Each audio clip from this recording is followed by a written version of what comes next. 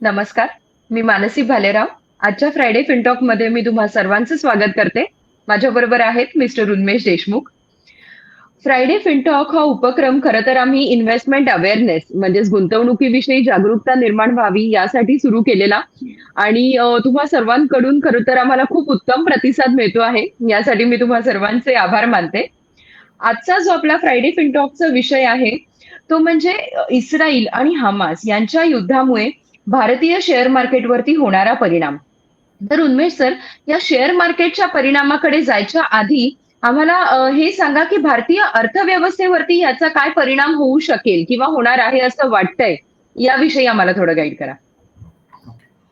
जगभरामध्ये कुठेही युद्ध झालं किंवा युद्धसदृश्य परिस्थिती असली तर ती काही फार भूषणावह गोष्ट नाहीये, चांगली गोष्ट नक्कीच नाहीये. हे आपल्याला सगळ्यांना माहिती आहे.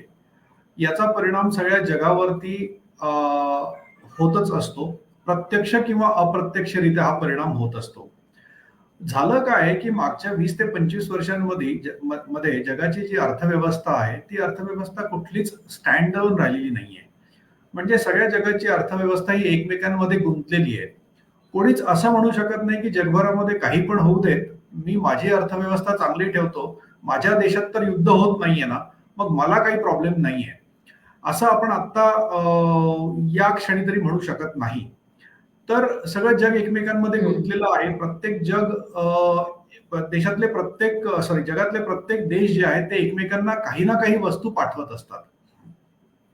मग त्या वस्तूंचा जो सप्लाय आहे किंवा त्या वस्तूंची जी डिमांड आहे ती जेव्हा डिसरप्ट होते किंवा ती जेव्हा मीट होत नाही, पाठवणारे पाठवू शकत नाही, घेणारे घेऊ शकत नाही, अशा वेळी तो अर्थव्यवस्थेचा जो चाललेली सगळे जे ट्रान्झॅक्शन्स असतात ती ट्रान्झॅक्शन्स कुठेतरी कोलमडून पडतात. आणि असे जर ट्रान्झॅक्शन्स कोलमडून पडले तर याचा कुठल्याही हं. अर्थव्यवस्थेवरती परिणाम होऊ शकतो. आता ही झाली पार्श्वभूमी. आपण हमास आणि इस्रायलच्या युद्धाच्या बाबतीत जर स्पेसिफिकली बोलायचं ठरवलं तर मला वाटतं याचा जो परिणाम आहे तो ऑइल या क्षेत्रावरती जास्त होऊ शकतो. कारण की आपण मिडल ईस्ट या देशांमधून जास्तीत जास्त ऑइल इम्पोर्ट करत असतो. आपल्याकडे जे तेल आहे ते त्या देशांमधनं, आखाती देशांमधनं आपल्याकडे आयात होत असतं. मग जर आपल्याकडे असं तेल आयात जर होत हं. आहे आणि या तेलाच्या आयातीमध्ये जर काही अडथळे निर्माण झाले तर आपल्याला हा प्रॉब्लेम होऊ शकतो. एक भाग हा झाला, कारण सुएझ कालवा किंवा त्यांच्या आजूबाजूचे समुद्र, त्या समुद्रामध्ये जर काही अडथळे निर्माण झाले तर आपल्याकडे येणारं जे तेल आहे त्या तेलाचा हं. जी आवक आहे ती आवक थांबू शकते. हा झाला एक भाग. दुसरा भाग असा आहे की तेलाचं उत्खनन जर थांबलं तर तेलाचा शॉर्टेज निर्माण होऊ शकतं बाकीच्या सगळ्या देशांमध्ये. आणि तेलाचं जर शॉर्टेज निर्माण झालं तर प्रॉबेबली तेलाची किंमत वाढेल, तेल महाग होईल. आता हे दोन भाग आहेत. एक तर तेल हं. आपल्याला आयात करता येणार नाही सप्लाय चेन डिस्टर्ब झाल्यामुळे, आणि दुसरा भाग आहे तेल महाग झाल्यामुळे. दोन्हीही गोष्टी आपल्यासाठी चांगल्या नाहीयेत. त्यातल्या त्यात जी दुसरी गोष्ट आहे, तेल जर महाग झालं, जे थोडंसं आता झालंय महाग, फार महाग अजून नाही झालेलं, थोडंसं महाग झालंय. पण जर तेल महाग झालं तर मात्र त्याचा आपल्या अर्थव्यवस्थेवरती वाईट परिणाम होऊ शकतो. हे आपण थोडंसं भविष्यातलं बोलतोय, काय होईल या जर तर मध्ये आता आपण बोलतोय, हे झालंय असं आपण म्हणत नाही आहोत आता. तर जर ऑइल महाग झालं तर होईल काय की हं. आपल्या देशामध्ये महागाई वाढेल. कारण की त्या ऑइलला देण्यासाठी जास्त पैसा आपल्याला द्यावा लागेल. मग तो जास्त पैसा कुठून येईल तर तो आपल्याच खिशातून येईल. तर देशांतर्गत महागाई वाढेल. राइट. देशांतर्गत जर महागाई वाढली तर अर्थातच रिझर्व्ह बँक ऑफ इंडियाला जे बँकांचे रेट ऑफ इंटरेस्ट आहेत ते रेट ऑफ इंटरेस्ट वाढवावे लागतील. रेट ऑफ इंटरेस्ट जर वाढवले तर याचा दुसरा अर्थ असा आहे की कर्ज महाग होतील. हं. मग कर्ज जर महाग झाले तर जे व्यवसाय आहेत, ज्या कंपन्या हं. आहेत, ज्या इंडस्ट्रीज आहेत, त्यांना जास्त रेट ऑफ इंटरेस्टनी हे कर्ज घ्यावे लागतील. जर त्यांनी जास्त रेट ऑफ इंटरेस्टनी हे कर्ज घेतले तर हं. त्यांच्या ज्या प्रॉफिटेबिलिटीज आहेत त्या प्रॉफिटेबिलिटीज वरती त्याचा परिणाम होईल, त्यांचा नफा कमी होईल. त्यांचा जर नफा कमी झाला तर त्यांच्या हं. शेअर्सच्या किमतीमध्ये थोडीशी उलाढाल होण्याची शक्यता आहे. तर आता आपण इकॉनॉमी या भागावरती आलेलो हं. आहोत आणि या मुळे नक्कीच भारतावरती खूप चांगला परिणाम होणार नाहीये जर हे फार लांबलं तर. आता हे लांबण्याची शक्यता केव्हा आहे? जर जग 2 भागामध्ये डिव्हाईड झालं तर हे लांबण्याची शक्यता आहे. जी थोडीशी परिस्थिती आता दिसते. पण अर्थात हे असं होईलच किंवा होणारच नाही. या जिओपॉलिटिकल गोष्टींमध्ये आपण खूप प्रेडिक्ट करणं चुकीचं आहे. या गोष्टी आपल्या सगळ्यांच्या आवाक्या बाहेरच्या असतात. त्यामुळे आपण याविषयी काही सांगायला नको. आपण फक्त तयारीत राहायला हवं. तर याचे परिणाम हे काही प्रमाणामध्ये भारताला सोसावे लागू शकतात. पण हे परिणाम कितपत दूरगामी असतील याच्यावरती आता भाष्य करणं चुकीचं आहे. आता तरी असं वाटतंय की ते फारसे दूरगामी परिणाम नसतील. ते कदाचित मध्यम कालावधीसाठी 2, 4, 5, 6 महिन्यांसाठी किंवा वर्षभरासाठी ते परिणाम असू शकतील. परिणाम सुरू झाले आहेत असं आता आपण म्हणत नाही आहोत. आपण म्हणतोय की हे जर वाढलं तर हे परिणाम कदाचित होऊ शकतील. तर ओव्हरऑल आपण याला जर थोडक्यात सांगायचं झालं तर याचा परिणाम असा आहे की भारताची जी अर्थव्यवस्था आहे ती एक गतीने आता पुढे चाललेली आहे. त्याची गती ही मंदावू शकते, ती स्लो डाऊन होऊ शकते आणि याचा सगळ्यांवरतीच आपल्या परिणाम अर्थात होणार आहे. आपल्या सगळ्यांचे अर्निंग कमी होतील या ना त्या माध्यमातून. तर हा डायरेक्ट आणि इनडायरेक्ट परिणाम मला वाटतं मी सांगितलेला आहे. हा भारताच्या अर्थव्यवस्थेवरती होऊ शकणारा परिणाम आहे. तो होणार नाही होणार याविषयी आपण अर्थात परत बोलू शकू नंतर परत. पण आज ही आपण याची जी नांदी आहे त्या नांदीविषयी आपण बोलतो आहोत. Mansi. Right, right, yes. Sir, तुम्ही आता जो हा ओव्हरव्ह्यू घेतलात हा पूर्ण भारतीय अर्थव्यवस्थेचा घेतलात.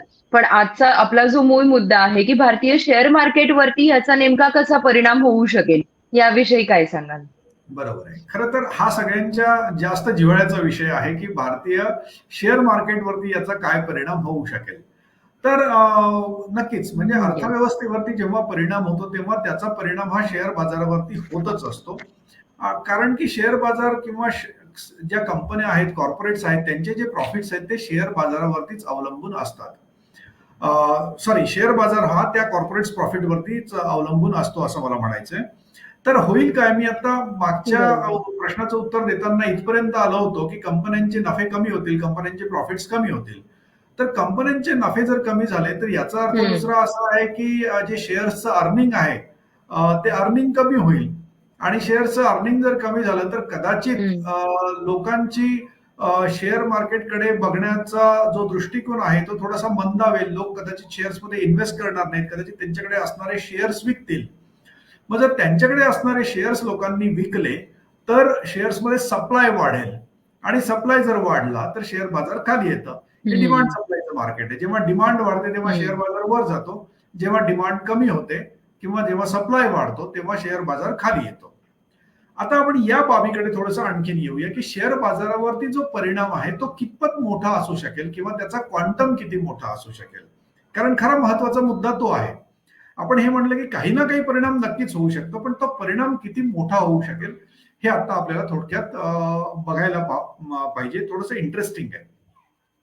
का मी इंटरेस्टिंग आहे असं म्हणतोय, सी आता ना साधारणतः भारतीय म्युच्युअल फंडचा जर आपण विचार केला तर म्युच्युअल फंडामध्ये साधारणतः आता 45 लाख कोटी रुपयांची गुंतवणूक भारतीयांची आहे. ओके, आता हे 45 लाख कोटी रुपये, 45 लाख कोटी रुपये एवढे मी सांगतोय. या 45 लाख कोटी रुपये हे सगळेच्या सगळे शेअर बाजारामध्ये लावलेले नसतात म्युच्युअल फंडांनी. आपण जेव्हा पैसे गुंतवतो त्यातले काही पैसे हे म्युच्युअल फंड रिझर्व्ह मध्ये ठेवतात. रिझर्व्ह मध्ये म्हणजे कॅश मध्ये ठेवतात आणि कॅश मध्ये असतात. याचा अर्थ आपण जसं बँकेचं सेव्हिंग अकाउंट आहे तसे ते बाजूला ठेवलेले असतात, ते शेअर बाजारात नसतात. होतं काय आहे की हे जे बाजूला ठेवलेले पैसे आहेत हे म्युच्युअल फंडचे फंड मॅनेजर्स जेव्हा जेव्हा शेअर बाजार खाली येतात, जेव्हा जेव्हा त्यांना शेअर बाजार स्वस्त दिसतात तेव्हा तेव्हा ते शेअर बाजारामध्ये टाकतात. तर ही जी गंगाजळी आहे ही फक्त म्युच्युअल फंडाबद्दल आपण बोलतोय. ही म्युच्युअल फंडांची गंगाजळी आता साधारणतः 1.25 ते 1.5 लाख कोटींची आहे. इव्हन 1.25 ते 1.5 लाख कोटी ही फार मोठी रक्कम आहे. तर हा पैसा बाजारामध्ये येईल म्हणजे डिमांड परत निर्माण होईल जर बाजार खाली आला तर.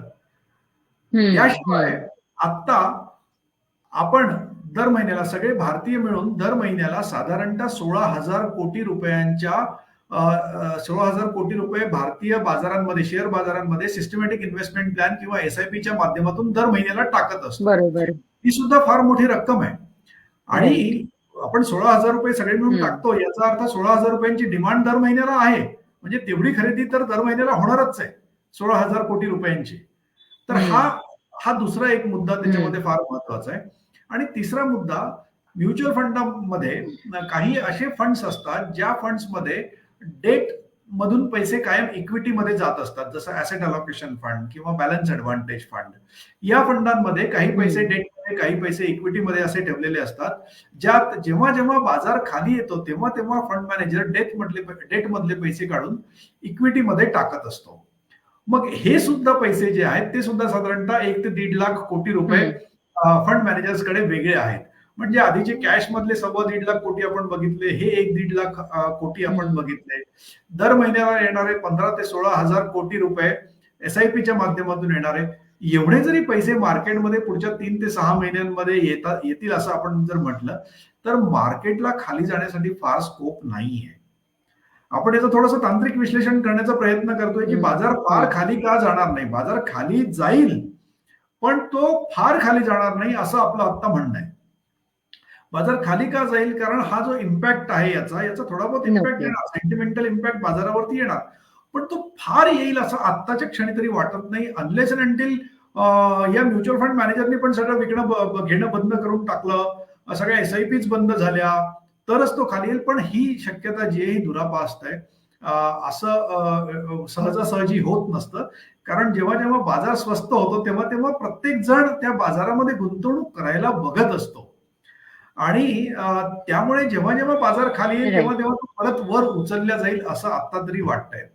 जसं आपण मागच्या काही दिवसांमध्ये अनुभवतोय, 20,000 मार्केटनी क्रॉस केलं, म्हणजे निफ्टीने 20,000 जरी क्रॉस केलं, त्याच्या खाली 1-2 दिवस मार्केट जोरात पडलं, पण ते पडताच नाही आलं त्याला, असं आपण म्हणूया. मार्केटला आता आजकाल पडताच येत नाहीये. का पडता येत नाहीये? कारण की पैसा खूप येतोय बाजारामध्ये, आणि तो पैसा येण्याची जी कॅपेबिलिटी आहे ती भारताने स्वतः आता डेव्हलप केलेली आहे. आपला स्वतःचा पैसा आहे हा, आपण बाहेरच्या लोकांच्या पैशांबद्दल बोलतच नाहीये. पण कदाचित असं होऊ शकेल की आपला जरी पैसा टाकला तरी बाहेरच्या लोकांचा पैसा बाहेर निघून जाऊ शकेल, कारण त्यांना कुठले तरी दुसरे मार्केट अट्रॅक्टिव्ह वाटतील वगैरे वगैरे, हे सगळे परिणाम होऊ शकतात. पण आजच्या क्षणी मला जर सांगायचं झालं तर त्याचा परिणाम हा खूप मोठा असेल असं आज वाटत नाहीये. काही प्रमाणामध्ये व्होलॅटिलिटी ही आपण तशी पण म्हणतो इलेक्शनमुळे कदाचित पुढे येऊ शकेल, त्यात आता हा एक फॅक्टर कदाचित ऍड झालेला आहे.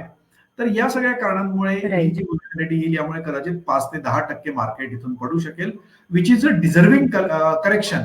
म्हणजे एवढं करेक्शन बाजारामध्ये व्हायला पाहिजे, एवढं बाजार कधीतरी खाली यायला पाहिजे. जर हा बाजार एवढा खाली आला तर तो वर आणखीन जरा जोमाने जाईल. तर हे जर करेक्शन हवे असतात बाजारामध्ये, खरं सांगायचं झालं तर. पण याचा अर्थ आपण फार काळजी करण्याची गरज आहे असा त्याचा अर्थ नाहीये. तर मला वाटतं मानसी, हा शेअर बाजारावरती होणारा परिणाम आहे त्याचा, आणि तो संभाव्य परिणामांची आपण चर्चा करतोय. हा परिणाम अजून कुठेही सुरू झालेला आहे असं आपण म्हणत नाही आहोत. हे कदाचित होऊ शकेल, ज्या आधीच्या उत्तरामध्ये आपण ज्या काही घटना बोललो त्या घटना जर घडल्या तर हे कदाचित होऊ शकेल असं मला वाटतं. Yes, yes. आपण जसं नेहमी सांगतो सर की शेअर बाजाराचा मूळ गुणधर्म हा वरती जाणे आहे. सो जरी आपल्याला व्होलॅटिलिटी दिसली, चढ उतार दिसले, तरी सुद्धा लॉंग टर्मचा जर आपण विचार केला तर अर्थात शेअर मार्केट हे वरती जाणंच अपेक्षित आहे. जर माझ्या मते सर एक प्रश्न आलेला आहे, तो आपण घेऊया.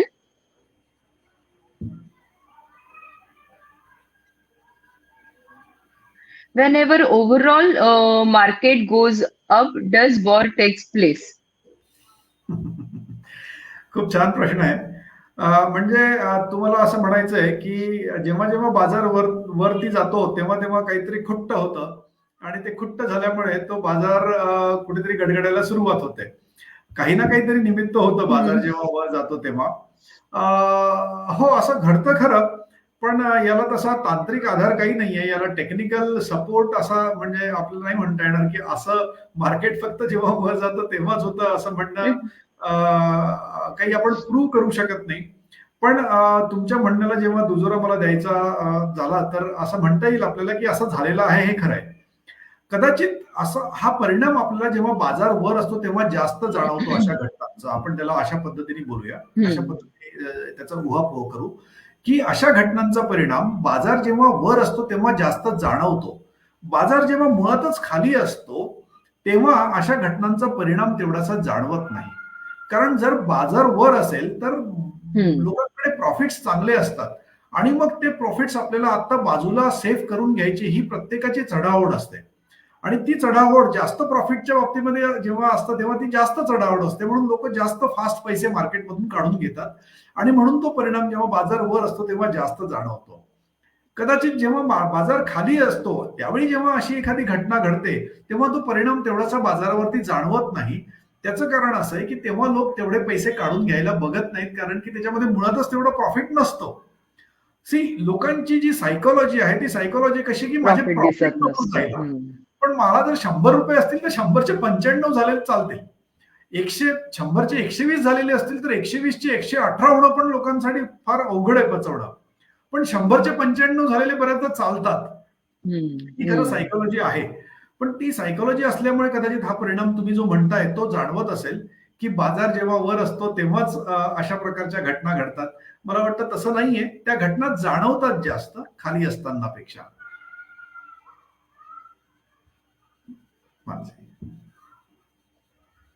Yes yes, thank you sir. माझ्या मते आजचं सेशन आपण इथे थांबवूयात.